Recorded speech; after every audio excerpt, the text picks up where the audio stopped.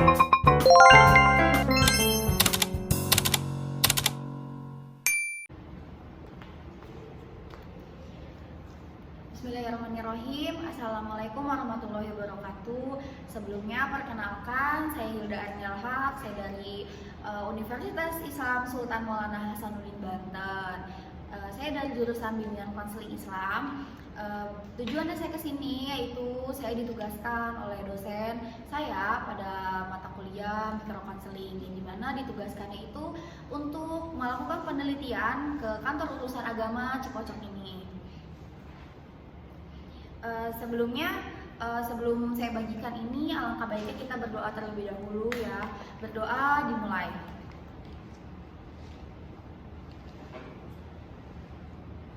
Berdoa selesai. Baik, langsung saja saya bagikan ya untuk dijelaskan lebih lanjut.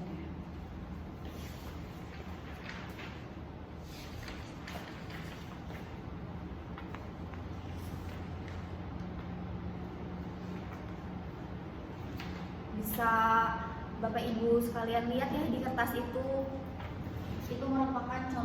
merupakan daftar cek masalah ya.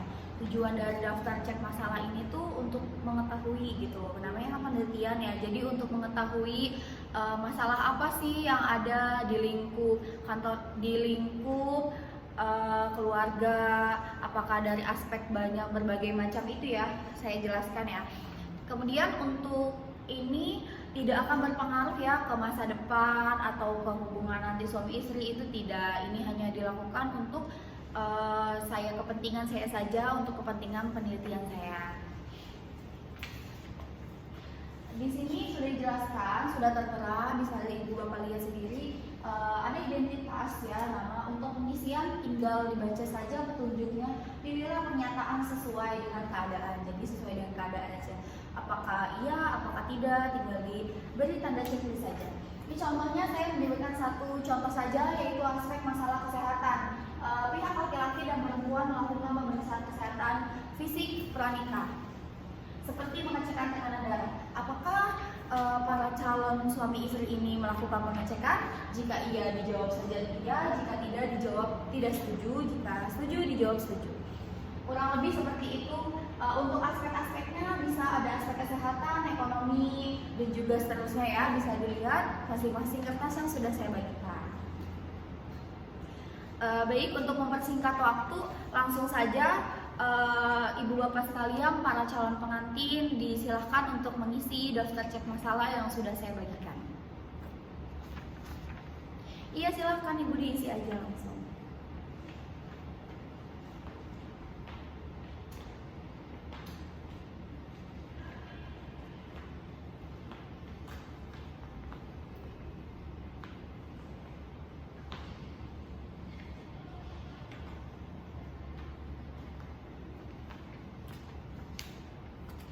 Baik, karena banyak yang sudah selesai mengerjakan, saya izin mengambil daftar cek masalahnya ya.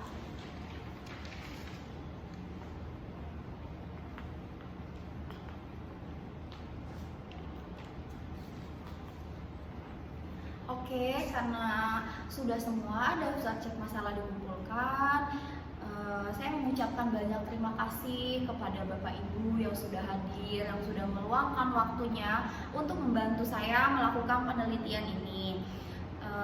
Sebelumnya saya akan memberitahu kalau dari penelitian ini saya akan olah menjadi data.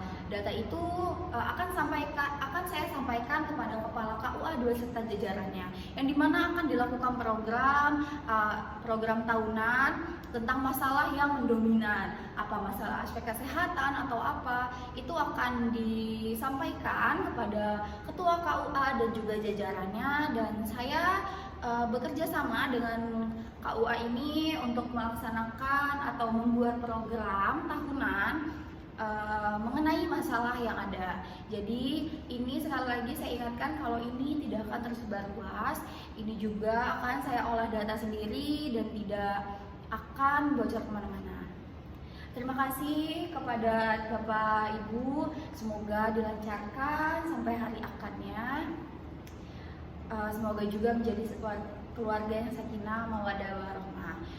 Mungkin itu saja yang dapat saya sampaikan. Kurang lebihnya mohon maaf. Wassalamualaikum warahmatullahi wabarakatuh.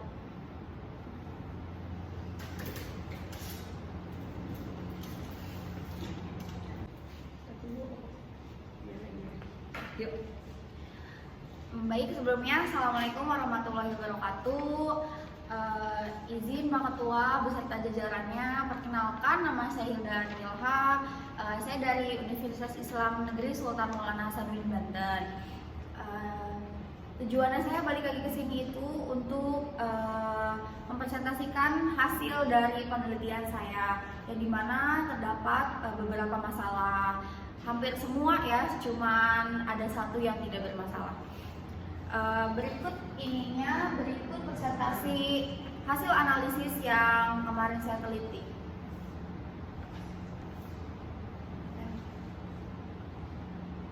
Nah, ini merupakan analisis per aspek masalah ya. Kemarin saya melakukan penelitian, yaitu ada 10 aspek: kesehatan, ekonomi, dan seterusnya. Kemudian di sini terdapat rumus-rumus NM, dan juga persen, predikat, dan juga keterangan. Dari mana sih hasil analisis ini? Bagaimana sih cara penghitungannya? Di sini saya akan menjelaskan sedikit ya, kurang lebih. Kita kasih contoh di kesehatan. Saya jelaskan terlebih dahulu bahwa N itu merupakan jumlah item per aspek. Aspeknya itu kesehatan, ekonomi, dan juga lainnya. Yang kedua itu ada M, yang dimana M itu adalah responden jumlah. Kemudian ada NN, yang itu jumlah item yang paling bermasalah. Yang terakhir ada MN, yaitu jumlah responden yang memilih. Nah, predikat itu, yang persen itu hasil dari dijumlahkannya. Terus predikat juga hasil otomatis dari penghitungan saya, dan juga keterangan juga hasil otomatis itu.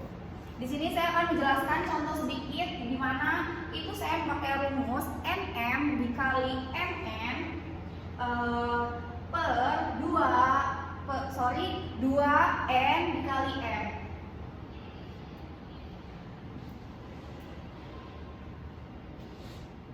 Nah, di situ ini kan di rumusnya NM di sini apa? NM di sini 1, berarti kita tulis 1. Kemudian per NN kali M, yaitu berarti 5 kali 5. 1 kali 4, 4. 5 kali 5, 25. Sudah ada hasilnya, dibagi 4 bagi 25 dikali 100, yaitu hasilnya seperti ada ini, 16. Jadi cara penghitungannya begitu ya, dibagi dan juga dikali per 100. Jadi yang saya ambil ya, Bapak Ketua KUA, yang saya analisis pada penelitian yang saya lakukan kemarin itu, ini hasilnya gitu. Ini aspek-aspek yang bermasalahnya gitu. Pada 10 aspek ini tuh ada 9 loh yang bermasalah gitu. Yang cukup bermasalah ada 9, yang tidak bermasalah itu ada 1, yaitu karir. Nah, saya mengusulkan kepada KUA Cipocok ini untuk melakukan program, yang dimana program ini adalah program tahunan untuk mengurangi masalah yang sudah saya lakukan penelitian kemarin gitu. Jadi tadi ya Bapak Ketua KUA, itu merupakan hasil analisis dari saya, hasil DCM yang sudah saya olah, kemudian itu hasilnya. Jadi kan ada 9 nih yang bermasalah, tapi saya tuh ingin melakukan program tuh hanya 1 mengambilnya, yaitu tentang kehidupan keluarga. Maka itu saya mengambil tema mengenai komunikasi. Bisa dilihat ini saya sudah bikin program bimbingan konseling untuk nanti diadakannya atau dilaksanakannya. Di sini ada bidang layanan, tujuan, komponen, strategi, lembaga, materi, metode, media, dan evaluasi. Program ini adalah saya jabarin ya satu-satu dari aspek masalah itu. Seperti calon pengantin mampu menyadari gitu. Jadi apa yang saya itu tujuannya itu saya jabarin lagi ke sini, tapi saya ambil hanya hanya satu saja, yaitu pentingnya komunikasi dalam keluarga. Bisa ke bawah.